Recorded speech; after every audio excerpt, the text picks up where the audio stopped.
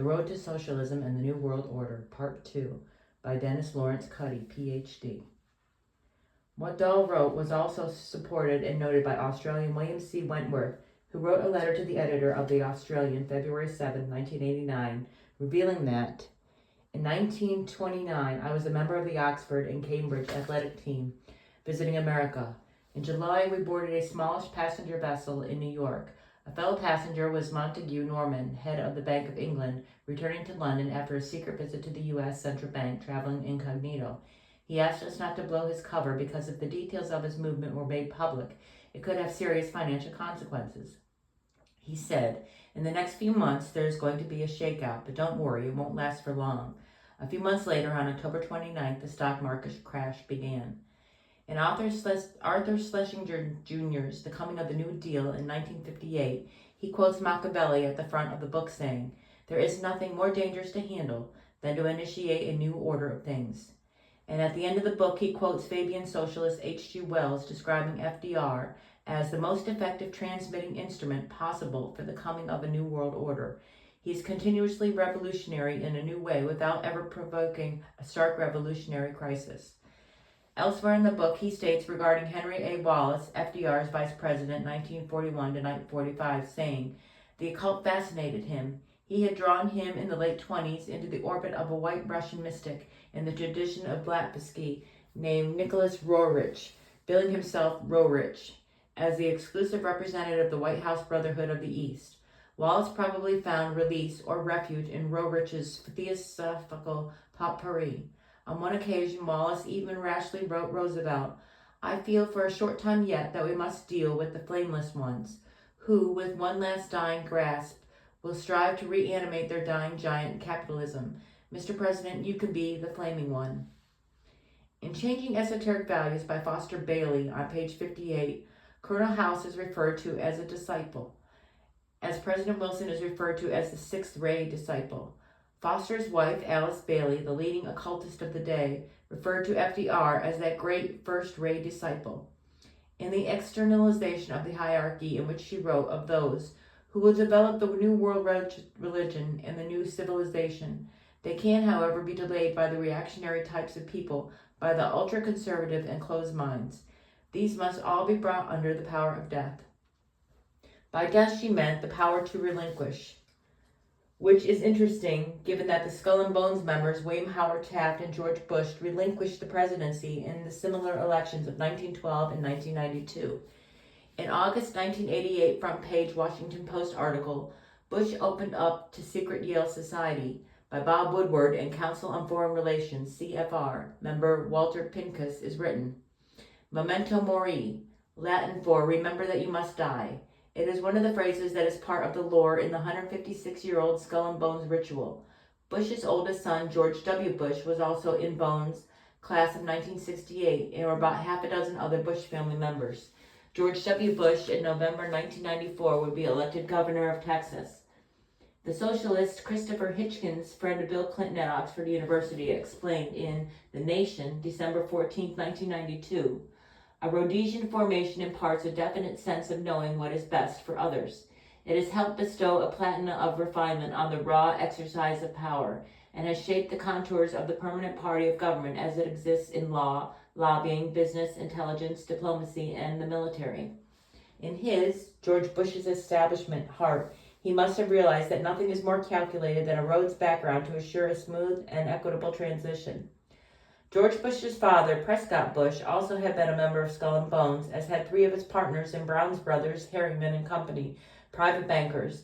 Prescott was a director of the Columbia Broadcasting System, CBS, and had arranged the credit to allow William Paley to buy the network outright.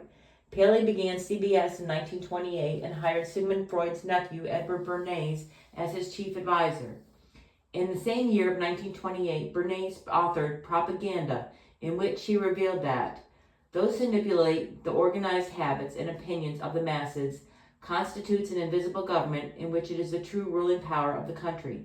It remains a fact that in almost every act of our daily lives, whether in the sphere of politics or business, in our societal conduct or our ethical thinking, we are dominated by the relatively small number of persons. It is they who pull the wires which controls the public mind. who harness old social factors and contrive new ways to bind and guide the world.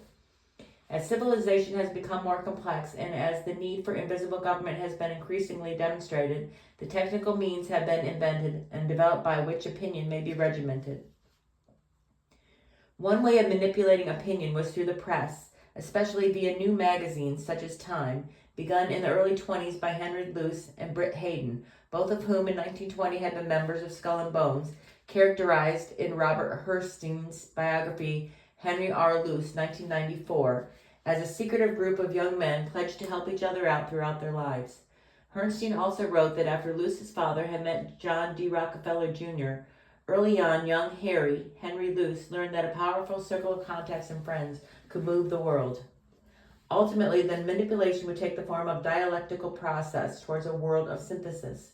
The thesis of Western capitalism and the antithesis of Eastern communism would synthesize into world socialism, as John Dewey in Individualism, Old and New, 1929 said, "We are in for some kind of socialism. Call it by whatever name you please, and no matter what it will be called when it is realized, there is still enough vitality in the older individualism to offer a very serious handicap to any party or program which calls itself by the name socialism. But in the long run, the realities of the situation will exercise control over the connotations which, for historical reasons, cling to a word.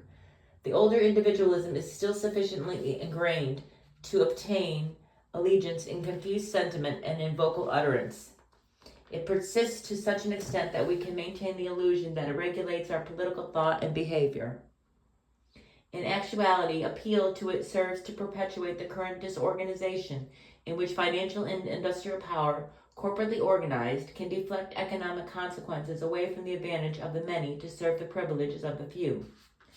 The political parties have been eager accomplices in maintaining the confusion and unreality. It testifies to the import of the crowd psychology of suggestion and credulity in American life. Christian Science rules American thought and business affairs. If we can be led to think that certain things do not exist, for example, conspiracies, they perforce have not happened. The problem of social public control of industry and the use of governmental agencies for constructive social ends will become the avowed center of political struggle. No phase of our culture would remain ineffective. See quotes from 1928 Dewey article at the back of this book. Fabian socialist H.G. Wells explained it further in Experiment in Autobiography, 1934, when he commented, "The organization of this that I call the open conspiracy, the evocation of a greater, sounder fellow to the communist essay, and adequately implemented liberal socialism, which will ultimately supply teaching, coercive, and directed public services to the whole world, is the immediate task." He went on to say that when he planned world state would finally be precipitated.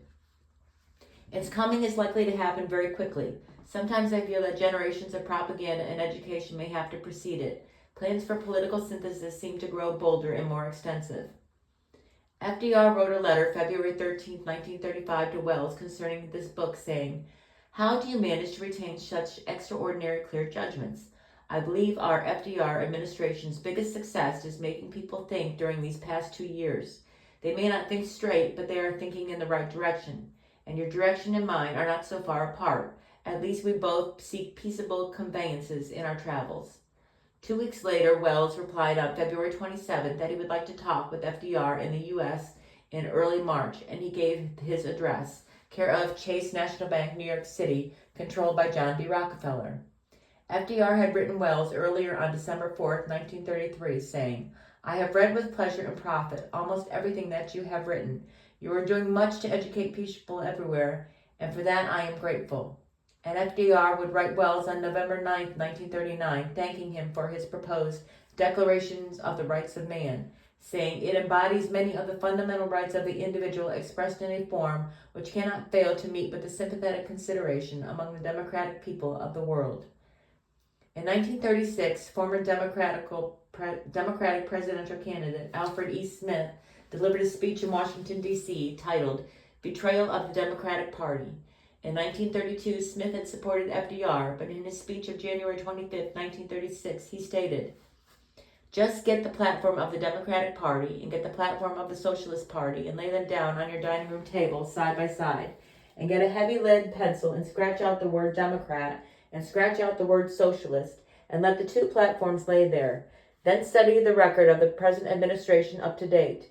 After you have done that, make your mind up to pick up the platform that most nearly squares with the record, and you will put your hands on the socialist platform.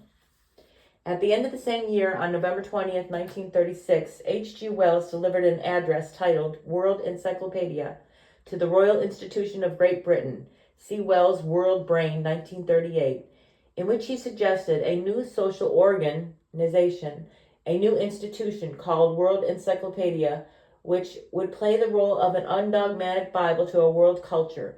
It would hold the world together mentally.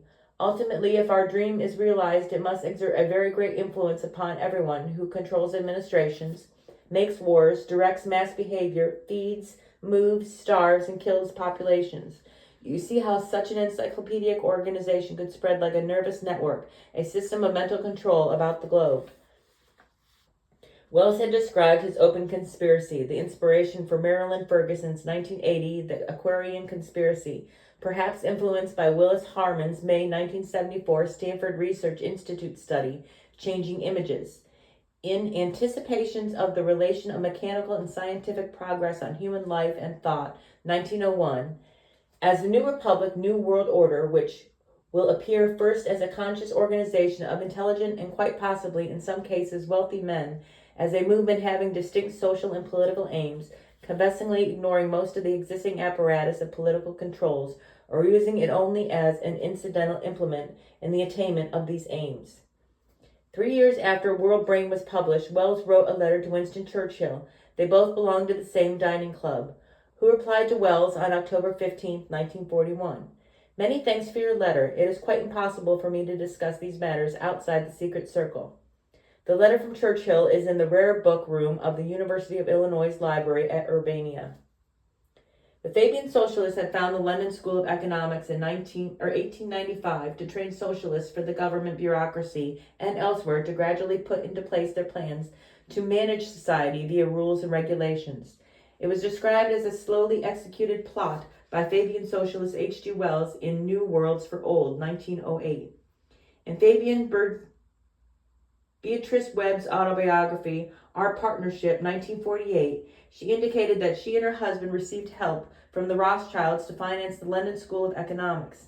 Then in 1920, Sir Ernest Cassell, associated with Kuhn Loeb, donated £472,000 to the school when it was in serious financial trouble, and Professor J.H. Morgan in the Quarterly Review, January 1929, wrote, "When I once asked Lord Haldane why he persuaded his friend Sir Ernest Cassell to settle by his will large sums on the London School of Economics, he replied, 'Our object is to make this institution a place to raise and train the bureaucracy of the future socialistic state.'"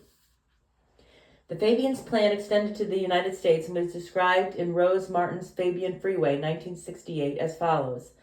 From 1931, Harold Ikes belongs to an elite corps calling itself the Government, later National Planning Association, which drafted the tentative blueprint for the New Deal in consultation with the Fabian-sponsored group in London known as PEP, Political and Economic Planning.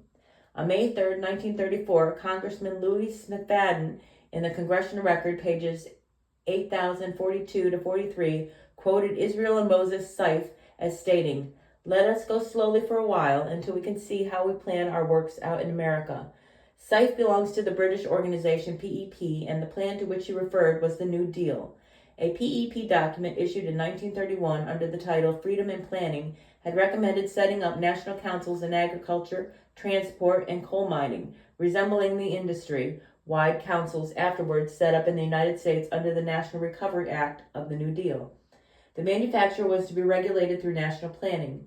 Waste and distribution was to be eliminated through a system of department and grocery store chains. The individual farmer would be told just what and how much he could plant. Large tracts of lands were to be acquired by the government. A lineal descendant of both PEP and the National Planning Association is the Committee for Economic Development, CED, founded in 1941. In the 1990s, CED will be composed of some 250 business leaders and educators, almost 100 of whom are CFR members. Its purpose is to propose policies, and one of its latest statements, 1991, will be titled The Unfinished Agenda, A New Vision for Child Development and Education. Interesting will also be the fact that 22 members of the board of directors of the New American Schools Development Corporation, 5 will be with the CED and 7 with the CFR. Also, a descendant of PEP would be PPBS, Planning, Programming, Budgeting System, instituted in the 1960s in the United States by Charles Hitch, Assistant Secretary of Defense and Comptroller during the presidency of Lyndon Johnson. Hitch had been a Rhodes Scholar in England in 1932 to 33 when PEP was being instituted. In 1932, William Z. Foster, head of the Communist Party in America, wrote Toward Soviet America, indicating that the American Soviet government would have a National Department of Education and its state and local branches. Students would be taught on the basis of Marxian dialect, materialism, internationalism, and the general ethics of the new socialist society. About this same time, John Dewey's disciple George Counts wrote that competition must be replaced by cooperation, trust in providence by careful planning, and private capitalism by some form of socialized economy. Similarly, the first Humanistic Manifesto, 1933, co-authored by John Dewey, called for a socialized and cooperative economic order. One of the signers of the first Humanistic Manifesto was C.F. Potter, who wrote in 1930, Humanism, a New Religion, in which he said, Education is thus a most powerful ally of humanism. What can the theistic Sunday school meetings for 1 hour a week and teaching only a fraction of the children do to stem the tide of a 5-day program of humanistic teaching? In 1934, the year after the first Humanistic Manifesto was published, Willard Gibbons, who would become executive secretary of the National Education Association in 1935, wrote that a dying laissez-faire must be completely destroyed, and all of us, including the owners, must be subjected to a large degree of social control. An equitable distribution of income will be sought, and the major function of the school is social orientation of the individual. It must seek to give him understanding of the transition to a new social order. Gibbons held his NEA position for 17 years and then took over the education program of the Supreme Council's 33rd degree of the Scottish Rite Freemasons. Also pertaining to Freemasonry, psychiatrist Dr. Robert Felix joined the Federal Public Health Service in 1933, helping develop the Mental Health Act of 1946, and from 1975 to 1985 was research director of the Freemasons' Scottish Rite Psychophrenic Research Program. Relatedly, the year after the Mental Health Act of 1946, the Delaware State Society for Mental Hygiene, with acknowledgments to the Supreme Council Scottish Rite Masons, Northern Jurisdiction, published in 1947, the same year that Tavistock Institute of Human Relations in London and the Research Center for Group Dynamics in the United States began publishing the journal Human Relations, the book Human Relations in the Classroom, Course 1, in the preface of which one finds that in 1932, the president of the Carnegie Foundation for the Advancement of Teaching said to Dr. C.M. Hinnix, distinguished psychiatrist, "You in the mental hygiene field are making little real progress with educators." Also relevant to Carnegie at this time, the Carnegie Corporation gave $340,000 towards the work of the Commission on Social Studies of the American Historical Association. In 1934, the commission published its conclusions and recommendations in the form of a report, which philosopher of British socialism Harold Laski would later characterize as follows.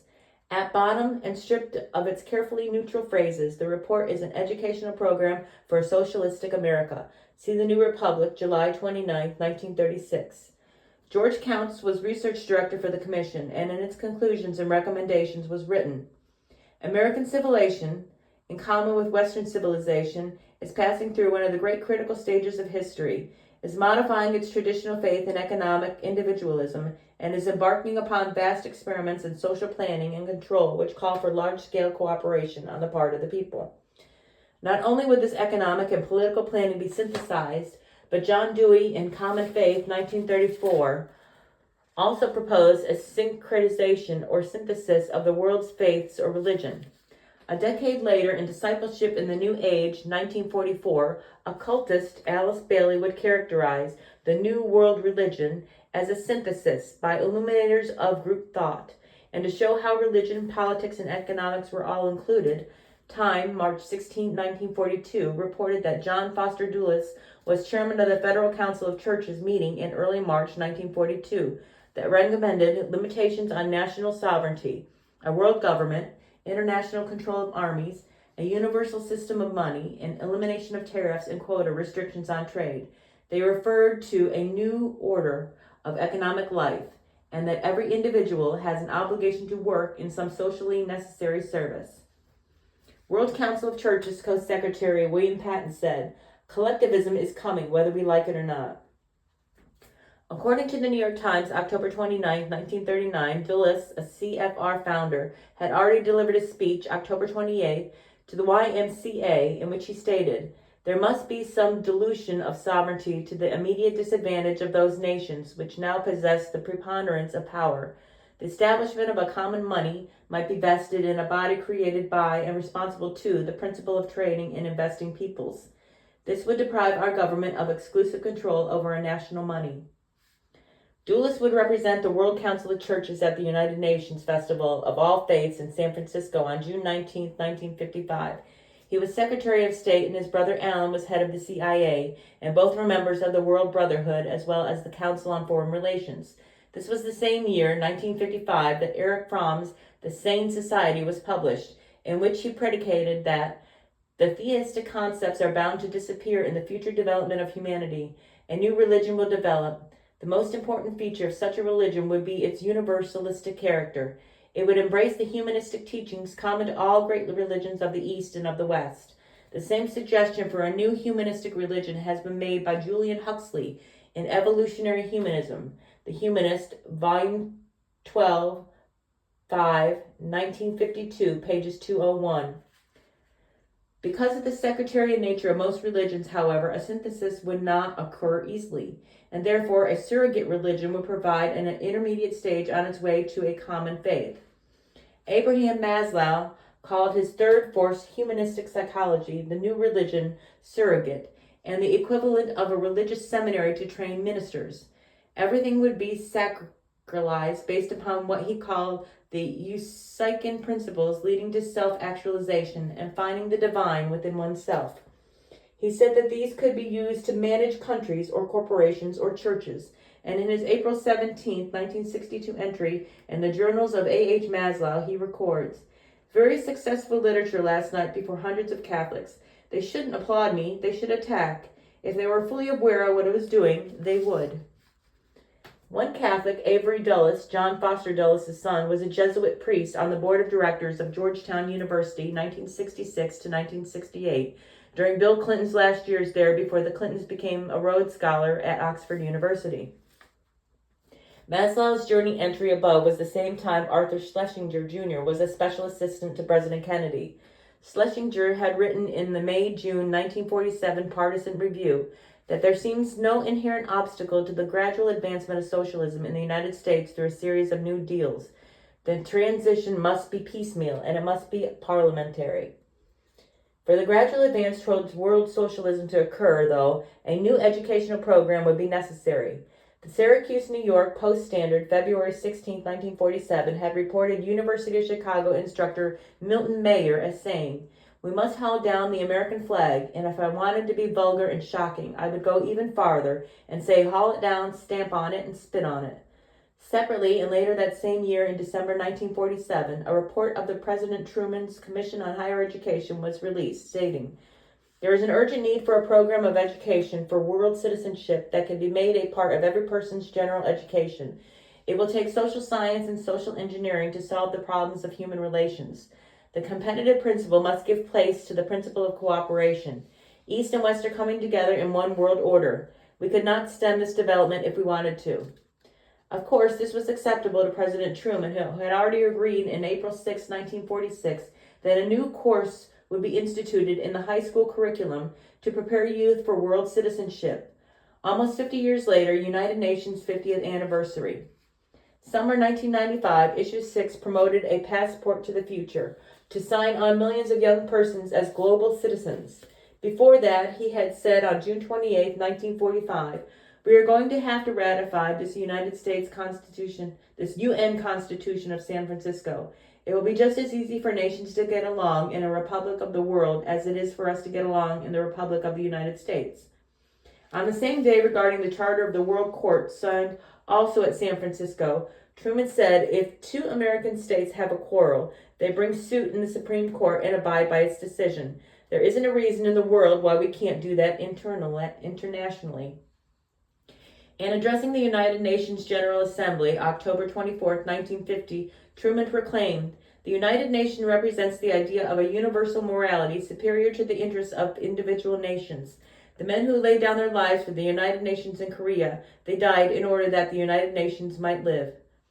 A possible example of social science and social engineering solving the problem of human relations was found in Fabian socialist Bertrand Russell's The Impact of Science on Society, 1953, where he stated that, "I think the subject of which will be most important politically is mass psychology. Various results will soon be arrived at, and the influence of home is obstructive. That verses set to music and repeatedly intoned are very effective.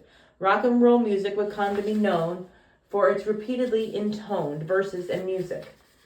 It may be hoped that in the time anybody will be able to persuade anybody of anything if he can reach the patient young and is provided by the state with money and equipment.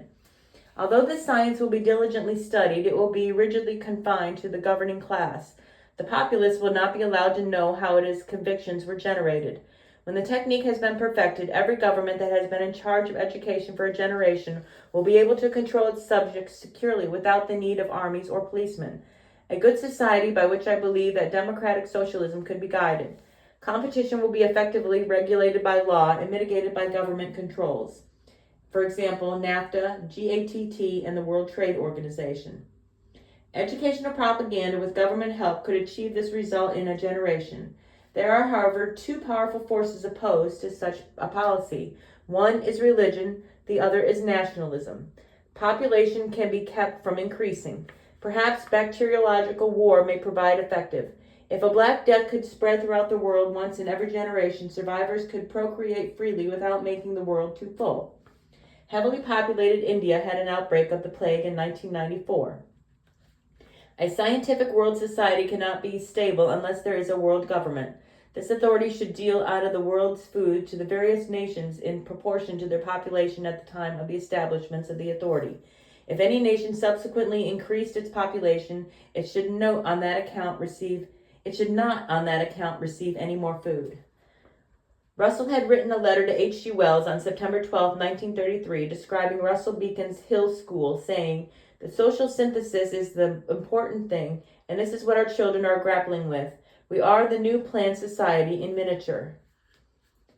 In War and Peace, 1950, John Foster Dulles declared, "I have never seen any proposal made for collective security with teeth in it for a world government or for world federalization, which could not be carried out either by the United Nations or under the United Nations Charter."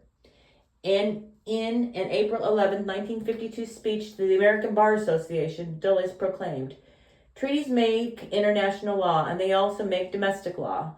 Under our Constitution, treaties become the supreme law of the land. They are indeed more supreme than ordinary laws, for congressional laws are invalid if they do not conform to the Constitution, whereas treaty law can override the Constitution. Treaties, for example, can take powers away from Congress and give them to the President. They can take powers from the states and give them to the federal government or to some international body, and they can cut across the rights given the people by their constitutional Bill of Rights." As an example of how the Hegelian dialect worked in synthesizing Western capitalism and Eastern communism into world socialism, in 1953, a congressional research director, Norman Dodd, was told by the Ford Foundation president, H. Rowland Gaither, that the foundation's personnel was continued to upgrade under directives from the White House to so alter life in America as to make possible a comfortable merger with the Soviet Union. Gaither said this was a continuation of an attitude held by certain American government officials during the Second World War. And one example of the comfortable relationship that existed between these officials and the Soviets was given by FDR assistant Harry Hopkins, in charge of Lend-Lease, at a June 1944 speech where he said, "The American people are bound to the people of the Soviet Union in the great alliance of the United Nations. We are determined that nothing shall stop us from sharing with you all that we have." And literally, he meant all, because General George Racy Jordan, a key figure on the Lend-Lease program, wrote in from Major Jordan's diaries, 1952, that Hopkins had approved sending the Soviet uranium and other critical materials in the development of atomic weapons even before the U.S. had an atomic bomb completed. Relevant to this is the fact that on the first 2 pages of Brian Krosner's Free Agent 1993, he says that Harry Hopkins, personal advisor to FDR, was a fully paid Soviet agent recruited to the Soviets' NKVD for the purpose of convincing FDR that the Soviets had no aims to take Eastern Europe. Therefore, FDR did not support Churchill's plan for Allied forces to move through Italy and early into Eastern Europe before the Soviets could get there. H.G. Wells had written in The Shape of Things to Come, 1933, that the plans for a new world order would succeed on its 3rd attempt, coming out as something that would occur in Brassia, Iraq around 1980, and at that time Russia was ready to assimilate, it's eager to assimilate. In the New World Order 1939, Wells proposed a collective one-world state comprised of socialistic democracies and stated, "It is a system of nationalistic individualism that has to go. We are living in the end of a sovereign states, and in the great struggle to evoke a westernized world socialism, contemporary governments may vanish. At about the time Wells' prediction was supposed to come to fruition, Soviet leader Mikhail Gorbachev would write Perestroika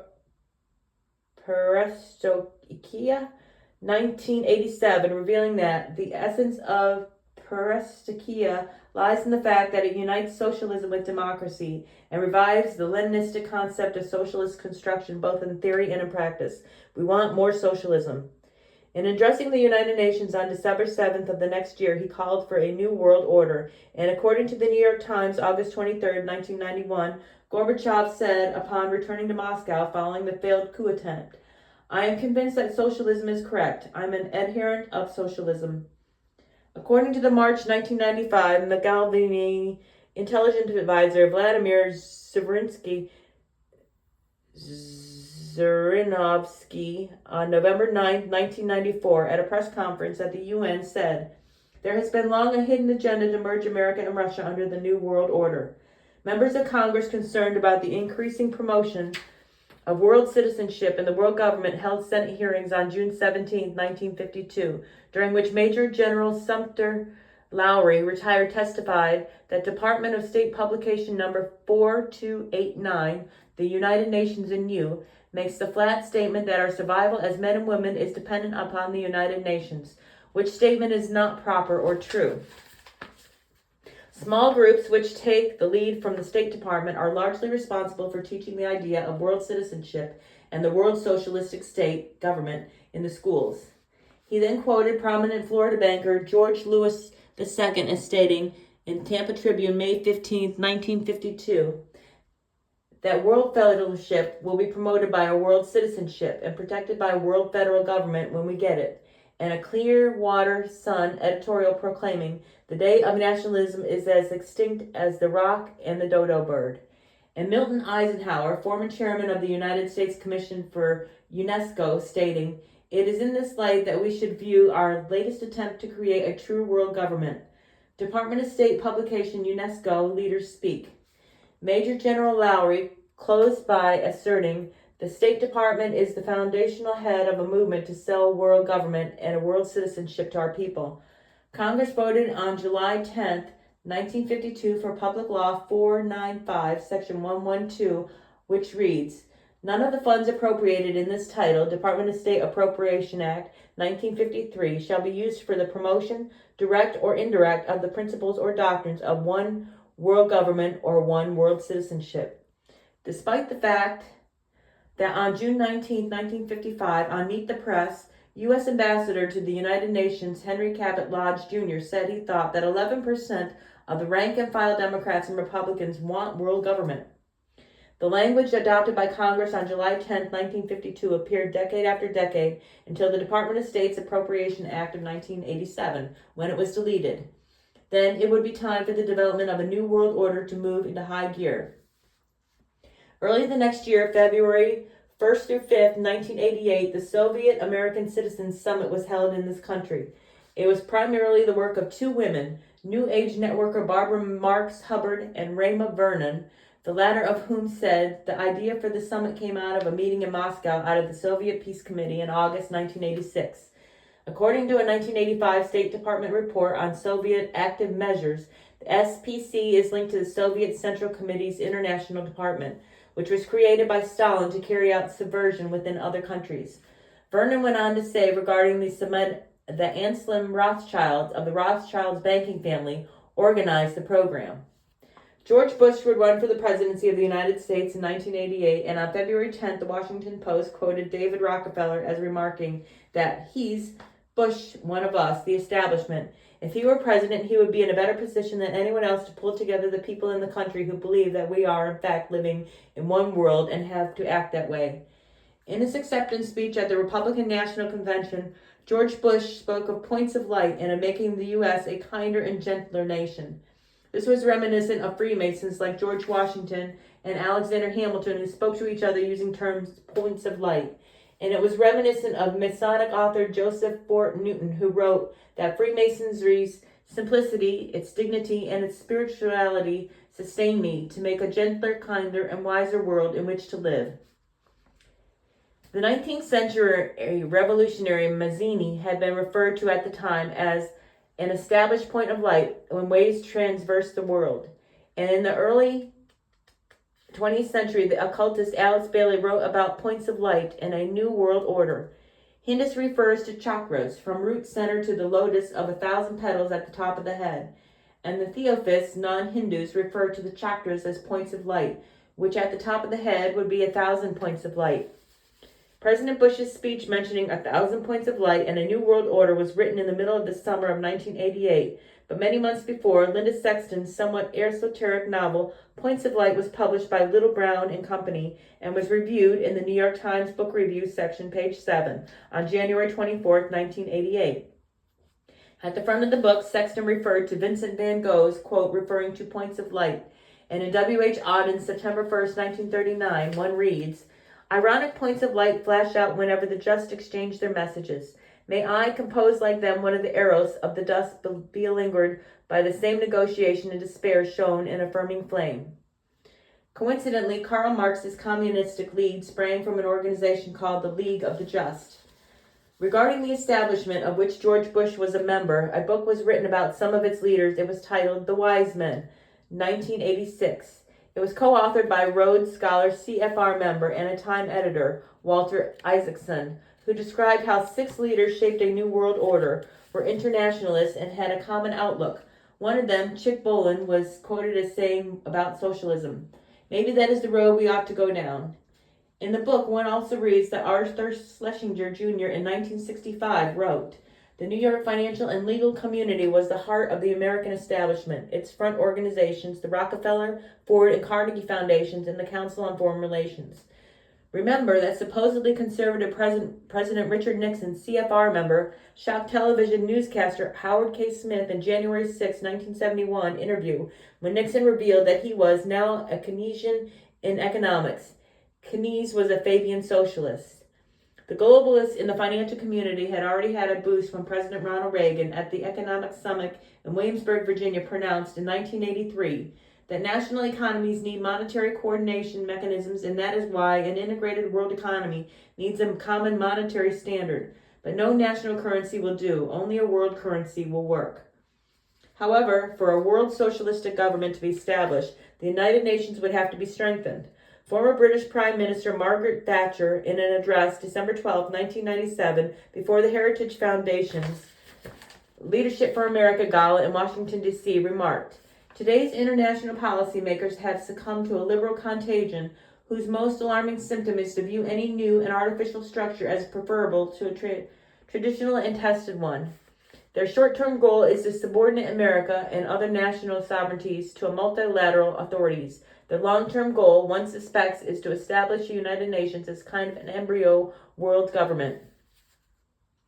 Pope Paul VI had already written Populium Progressio, March 26, 1967, calling for a new judicial order and stating, "As we told the United Nations General Assembly in New York, your vocation is to bring not just some peoples, but all the peoples together as brothers. Who can fail to see the need and importance of thus gradually coming to the establishment of a world authority capable of taking effective actions on the judicial and political planes? delegates to international organizations, public officials, gentlemen of the press, teachers and educators, all of you must realize that you have your part to play in the construction of a new world order. Then in 1990, Iraq's invasion of Kuwait offered the United Nations a good opportunity with George Bush and the establishment to begin enforcement of the New World Order. Curiously, the ruthless Saddam Hussein released in a large number of American hostages who, if he had placed them at key targets around Iraq, may have prevented the Allied attacks against his country, freeing Bush to begin military action which would facilitate the beginning of the New World Order. On February 5, 1998, President Clinton would say, "Would the Iraqi people be better off if there was a change in Iraqi leadership? I certainly think they would be, but that is not what the United Nations has authorized us to do."